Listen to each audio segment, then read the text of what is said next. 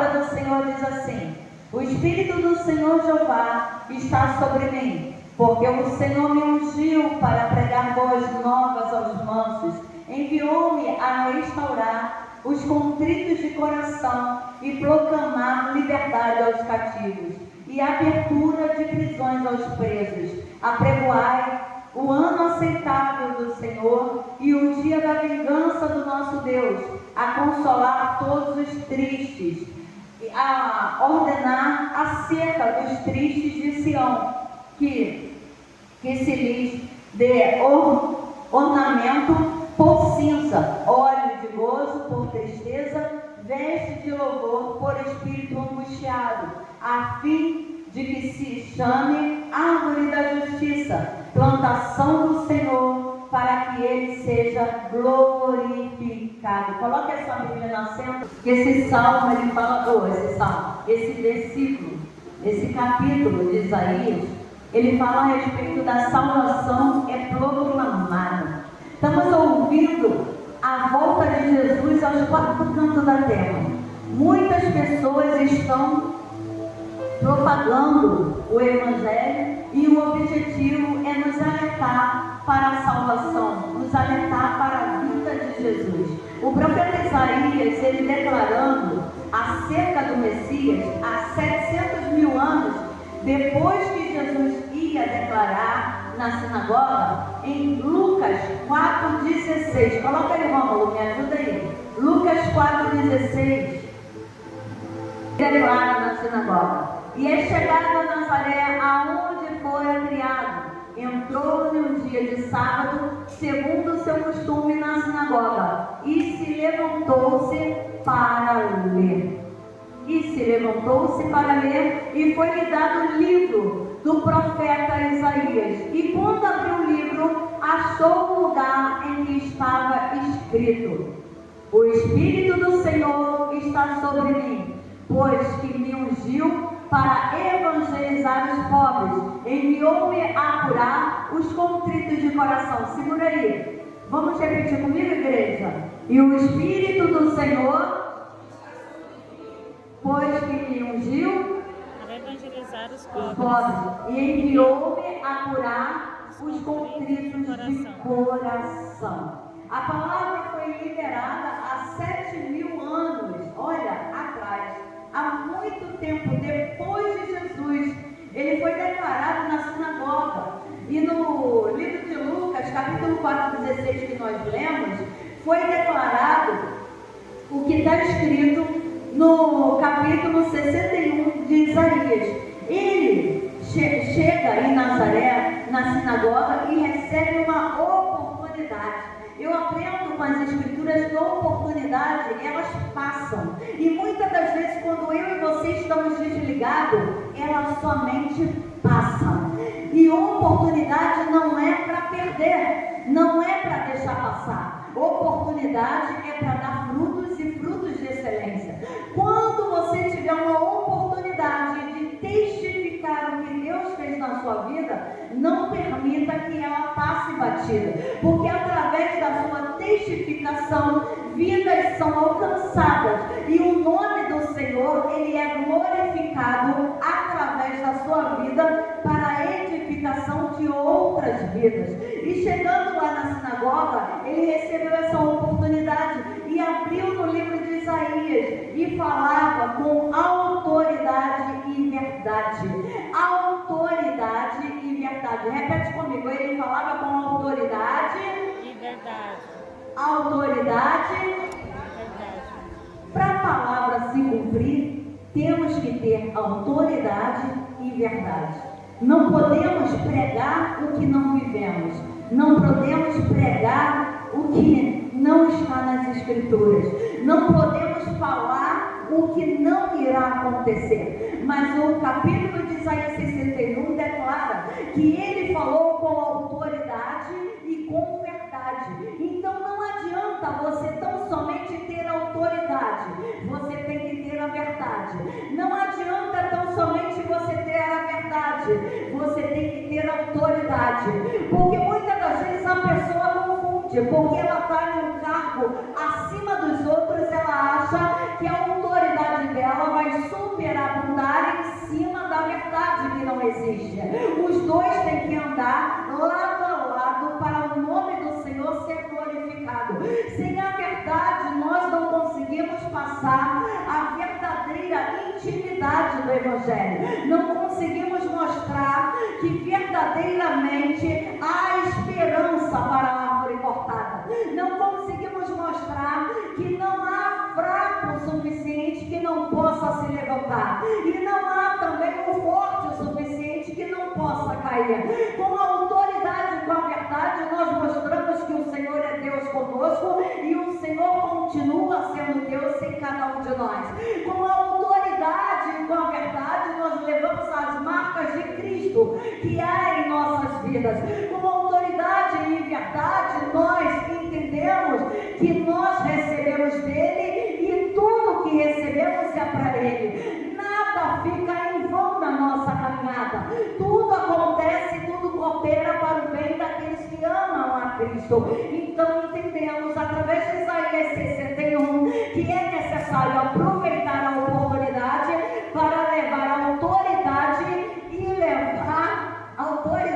e levar a verdade. Temos que andar com a verdade dentro do nosso coração e nas nossas atitudes. Mas pastora, está uma bagunça aí fora, está todo mundo falando, o pé está falando no lugar da boca, a mão está falando no lugar do pé, está uma confusão tremenda, mas no mundo, nos finais do tempo, aconteceria isso. A diferença é que quem leva a verdade e tem autoridade, ela não é confundido. E como se adquire isso? Através da palavra de Deus. Porque a palavra, ela cura, liberta e ela transforma. Ela abre a nossa ótica humana, aguça os nossos ouvidos espirituais.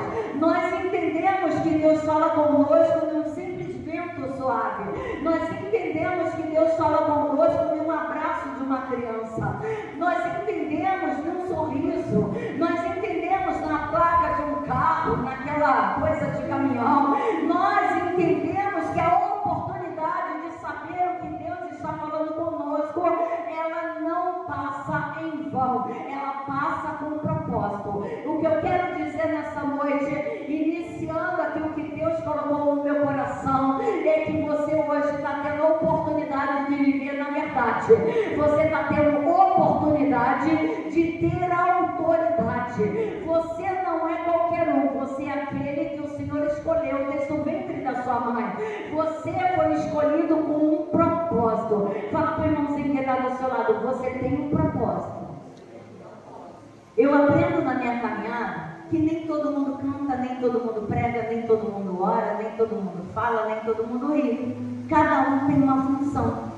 Cabe a nós a entendermos, ouvindo a voz do Senhor e calando as outras vozes em volta de nós, o que o Senhor quer de cada um de nós. Porque temos talentos e nem sabemos que temos talentos. Somos importantes no reino de Deus. Somos aquele que o Senhor chamou para fazer uma grande obra. E fazer uma grande obra não é estar com um uniforme, não é estar com uma carteirinha, com um cargo eclesiástico. A grande obra que é nos dada, nos concedida, é o testemunho vivo por onde nós passamos.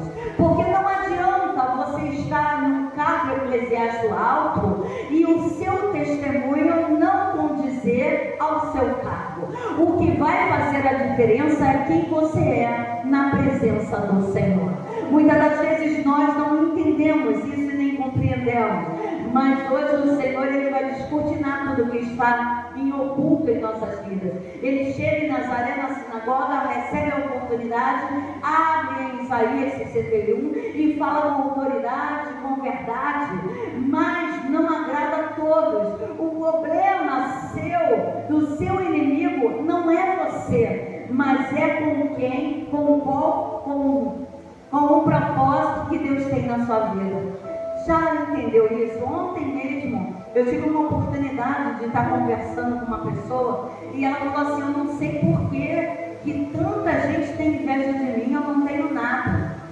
A sua ótica humana, você vê que você não tem nada, mas você tem tudo na presença do Senhor. O inimigo, ele sabe o valor que você tem. Lembra daquele corinho? Quero que valorize o que você tem. Você tem valor, você é alguém tão importante para Deus. E muitas das vezes as circunstâncias fazem com que nós achamos que não temos valor nenhum.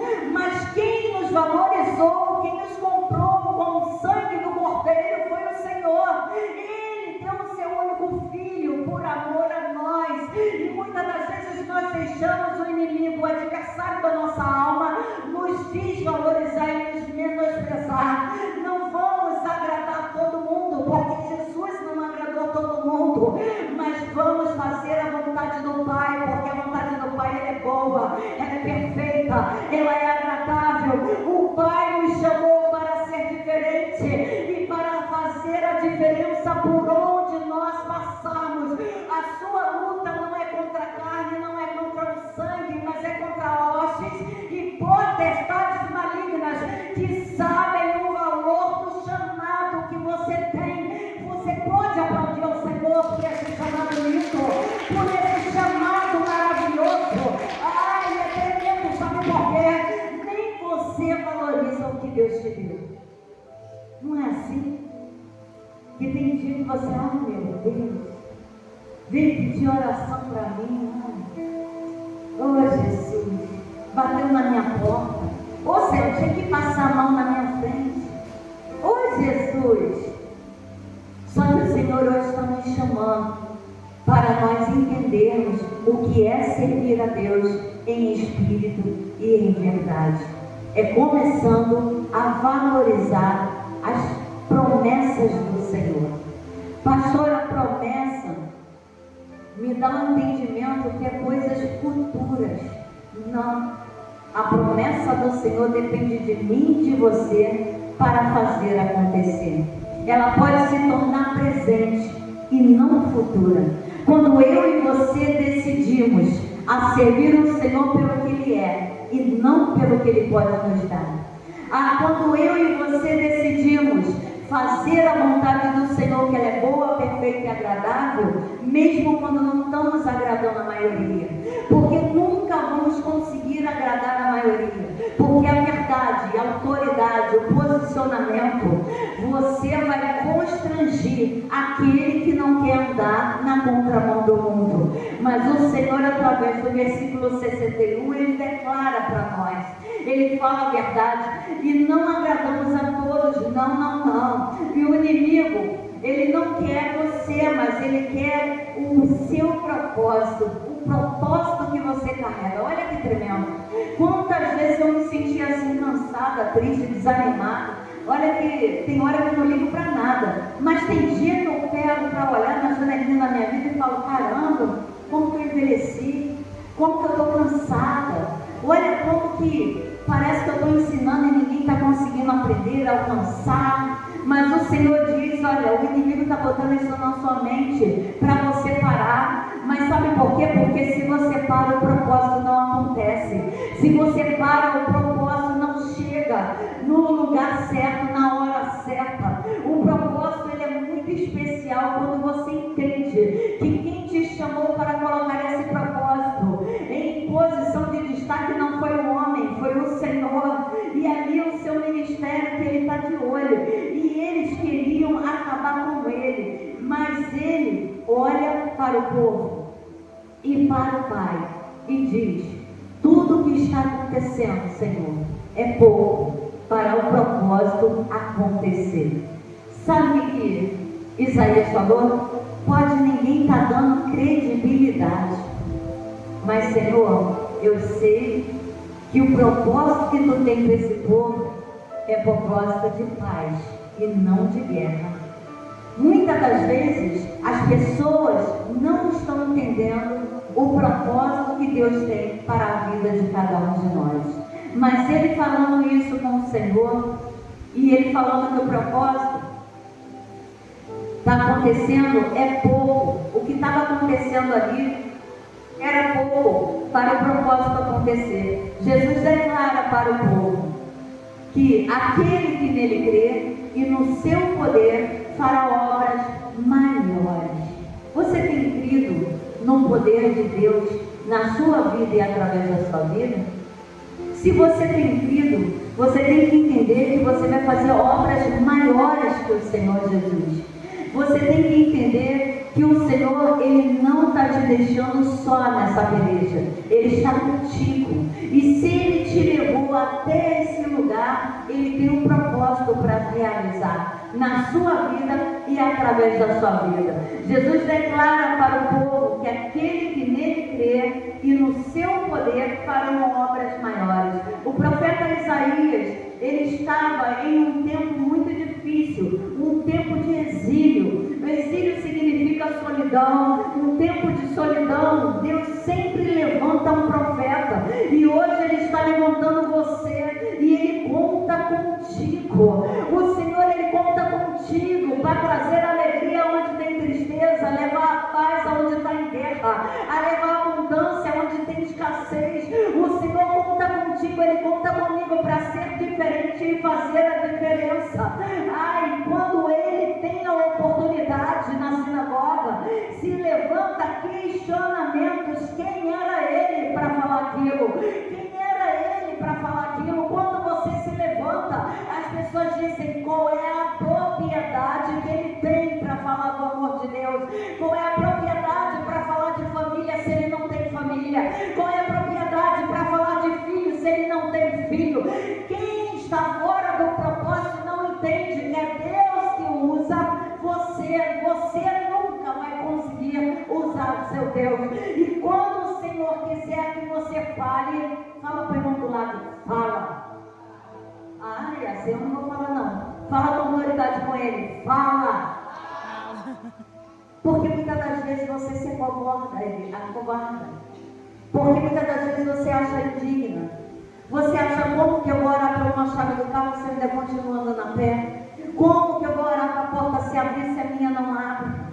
Olha, os propósitos de Deus, Ele vem para confundir o intelecto humano. O Senhor, Ele trabalha da maneira dEle e da forma dEle. O Senhor, Ele faz o que Ele quer e como Ele quer. Ele usa o pequeno para confundir o grande. Mas muitas das vezes a nossa covardia em ouvir a voz dos nossos acusadores impede do operar de Deus ser realizado através da nossa vida. Nessa noite o Senhor está falando: se tu creres, verás a glória de Deus. Se você crer, você vai ver acontecer, não só pelo aquele que você está intercedendo, mas você vai ver dentro da sua casa, dentro dos seus negócios, dos seus sonhos, dos seus projetos. Mas é necessário você crer. O que é crer? Você vai ter que crer como se fosse um grão de mostarda, bem pequenino. Não precisa você crer com uma fé grande. Você precisa de uma fé pequena para botar em prática aquilo que o Senhor já te entregou. Sabe o que o Senhor te entregou? O propósito. E Ele entregou um propósito nas tuas mãos para ser realizado. No versículo 1, o Espírito do Senhor Jeová está sobre mim, porque o Senhor me ungiu para pregar boas novas aos mansos. Enviou-me a restaurar os contritos de coração e proclamar liberdade aos cativos e abertura de prisões aos presos. Olha que interessante. Olha a propriedade do início desse texto. O Espírito do Senhor Jeová está sobre mim. Ele tinha certeza que ele não estava falando por ele. Ele tinha certeza que quem estava ali usando ele era o Espírito de Deus. Quando você tiver certeza que o Espírito do Senhor está sobre você, você vai começar a pregar as boas novas. E o que é boa nova? É tudo aquilo que o Senhor fez na sua vida. Desde a coisa pequena como a coisa grande. Desde o abrir de olhos no amanhecer. Desde no sentar à mesa e ter o seu arroz e feijão para se alimentar. É nos pequenos detalhes que você tem que testificar o amor de Deus na sua vida e através da sua vida. A presença do Espírito Santo é uma evidência. E evidência é algo incontestável. É as pessoas olharem e ver a marca de Cristo na sua vida. É as pessoas olharem e ver que você não é qualquer um. Você é aquele que o Senhor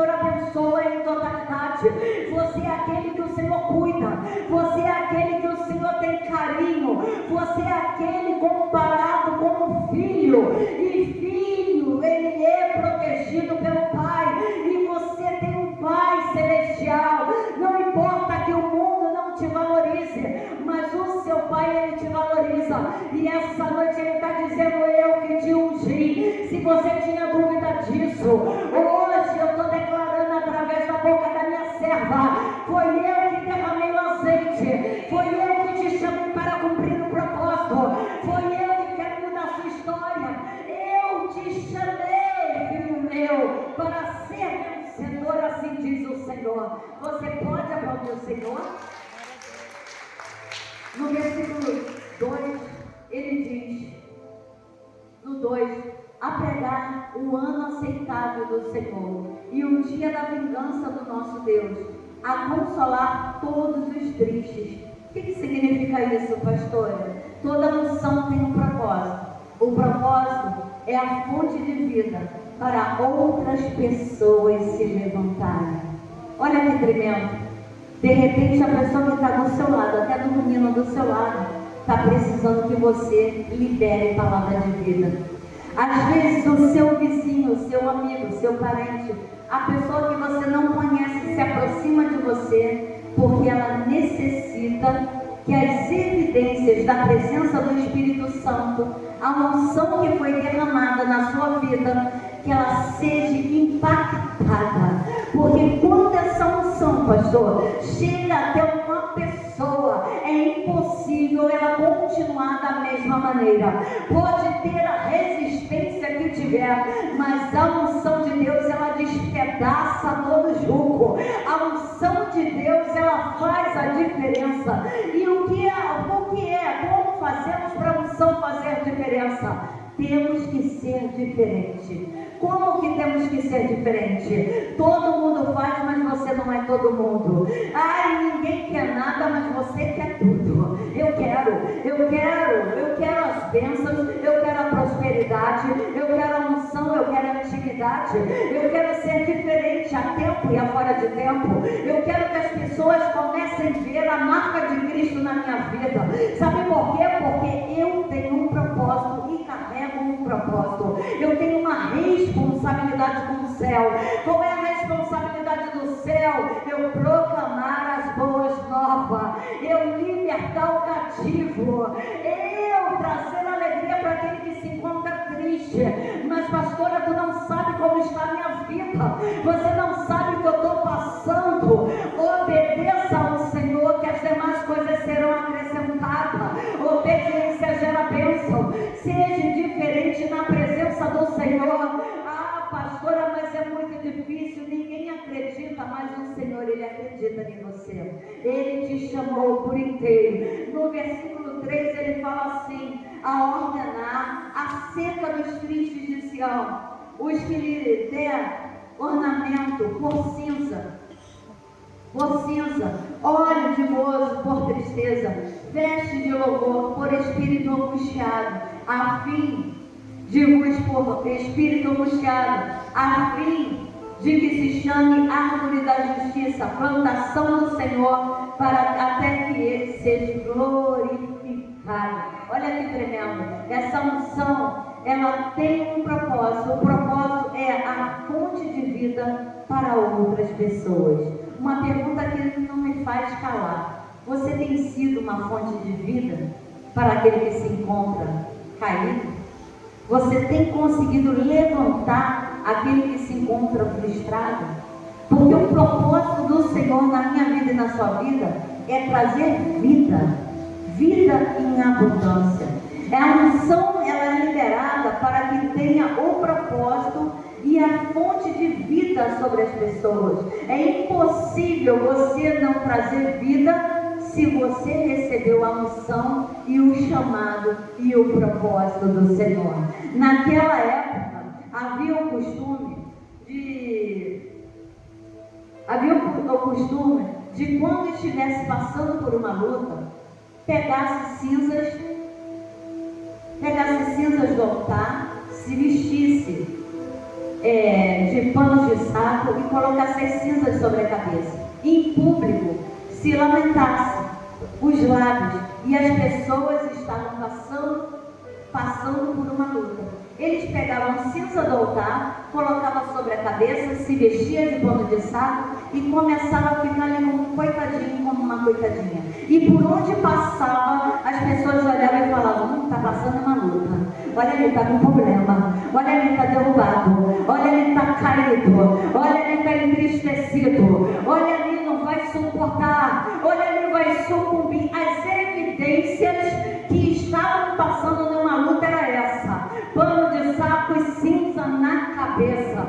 Ai, mas também eu aprendo com a palavra do Senhor que contrapartida tinha outra cultura, outro costume também daquela época, de que a pessoa que vencia uma Olimpíada, que vencia um campeonato, sabe o que acontecia com ela? Ela ganhava uma coroa de flores, colocava sobre a cabeça e pondo flores sobre essa coroa, colocando sobre a cabeça, olha só, ela passava pelas pessoas e as pessoas aplaudiam. Olha que tremendo, olha a honra do Senhor. Ela passava identificando que ela não estava em luta, mas ela tinha conquistado uma grande vitória.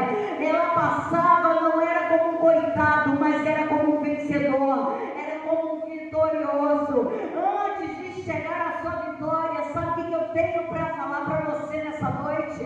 Que você tem que se comprometer como uma pessoa, se comportar como uma pessoa vitoriosa. E o que é uma pessoa vitoriosa? Antes da porta abrir, você já cantar um júbilo. Antes da porta abrir, você já glorificar. Antes do casamento ser restaurado, você já, olha, balançar a bandeira da vitória. Porque chega do crente ficar sempre de cabeça baixa, sempre entristecido, sempre com cara de vergonha. Porque a Bíblia, ela diz para mim e para você que para cada dia de vergonha nós teremos dupla honra. Mas temos que nos comportar como vencedores em Cristo Jesus, porque carregamos um propósito, carregamos as marcas de Cristo, carregamos os sinais da vida eterna. Como, pastora, que carregamos? Porque quando você luta contra a sua própria carne, você está dando passos largos para a sua salvação. Você está ali imaginando como entrar na sua rua de ouro, como ter ali a sua casa de ouro, o seu castelo. Ai, porque o mundo espiritual, ele não para. Quem para sou eu e você quando desistimos a ficarmos agarrados com um pano de saco com as cinzas na cabeça e ficar ó dia, ó céu, ó azar, ó morte. O Senhor, ele não quer mais murmuração, ele quer adoração. O Senhor não quer mais que você fique se desvalorizando. Comece a valorizar o que Deus te entregou. É pequeno, mas é seu. Ai, olha, pastora, é tão simplesinho, mas é seu. Valoriza. Começa a valorizar as pequenas coisas, porque quando nos comportamos bem nas pequenas coisas, damos testemunho que o Senhor está preparando as coisas grandes para cada um de nós. E muitas das vezes não damos conta das coisas pequenas. E como que vamos ter estrutura para receber as promessas do Senhor que são grandes, as promessas do Senhor que são infinitas, as promessas do Senhor que são de testificação para aquele que não conhece a Cristo. Essa noite o Senhor está falando comigo e contigo que você tem um valor imensurável nas mãos do Senhor. Ele te escolheu, Ele te ungiu. Ele te ungiu para pregar as boas novas mansos e enviou a restaurar os contritos de coração e proclamar a liberdade dos cativos e abrir prisão de presos. Meu Deus, é você. Mas como eu estou, porque quando você ajuda ali, o Senhor está derramando aqui. Quando você faz ali, o Senhor faz aqui. E assim vai fazendo a obra do Senhor. Lembra de Neemias? Ele ouviu falar aqui em Jerusalém, os muros estavam destruídos, tudo estava ali acabado, com fogo, com guerra, acabaram tudo. E ele ficou muito triste, porque era a cidade dos pais dele. Ele estava no palácio, servindo ao rei. Ele estava na zona de conforto. Eu posso conjecturar que ele estava trabalhando, ele estava comendo, ele estava com ar-condicionado, ele estava ali na mordomia. Mas a palavra veio até ele com um propósito de restauração. Nenhuma notícia chega até você porque em vão. Sabe por quê? Porque o Senhor sabe que quando chegar até você é porque você vai levantar uma oração intercessória. Quando a notícia de morte chegar até você, você vai liberar a vida. Quando a notícia de porta fechada chegar até você, você vai orar e a porta vai abrir. Tudo tem um propósito debaixo do céu e da terra. E o Senhor escolheu você. E sabe o que ele fez? Ele foi orar. Ele orando a Deus, pedindo uma direção, o que ele podia fazer? O rei observou que ele estava abatido. E ele abatido, ele sempre estava feliz, ele sempre estava muito educado, muito impecável. Mas naquele dia, eu posso conjecturar que ele estava como aquele povo, botou cinza e se rasgou de roupas de saco. Estava ali bem para baixo. Todo mundo percebeu que não estava da mesma maneira que sempre ele se apresentava ao rei. E o rei perguntou para ele: o que está acontecendo, Neemias? E ele contou toda a história. E o rei: o que eu posso fazer por ti? Ele já tinha orado e ele pediu cartas para ele ir até a terra do pai dele, para Jerusalém, e restaurar os muros. Neemias era copeiro, ele não era pedreiro. Mas na obra de Deus não tem formação profissional, tem força de vontade com propósito. Qual é o seu propósito na casa do Senhor? Pastor, o meu propósito é chegar a ser bispa. Está enganado. Qual é o seu propósito? Edificar os muros. Não precisa de qualificação, precisa de vontade, força, atitude e encarar, porque ele encarou não só o trabalho físico, mas o trabalho espiritual. Sabe por quê? Era uma cidade que estava destruída, era uma terra que outrora adorava a Deus que estava destruído. E o inimigo de nossas almas sabe que quando aquele que está destruído, está caído, e quando você não ajuda o caído, ele faz aquela bagunça, sabe, diferenciada daquele caído. Mas quando você entende que o propósito que Deus tem na sua vida é de edificação, você se levanta, mesmo sem experiência, e começa a pedir a direção do Senhor para você edificar esses muros. Nessa noite o Senhor está falando comigo, contigo. Depende mais de nós do que do mundo. Depende de nós sabermos o que queremos na presença do Senhor, porque o Espírito do Senhor Jeová está sobre mim. Você pode fechar seus olhos? Fecha seus olhos sentadinho. Pastor Jó, vem aqui. Fala com Deus aquilo que você está precisando nessa noite, porque você já entendeu que você tem um propósito a ser revelado através da sua vida. Você tem um chamado, o azeite já foi liberado,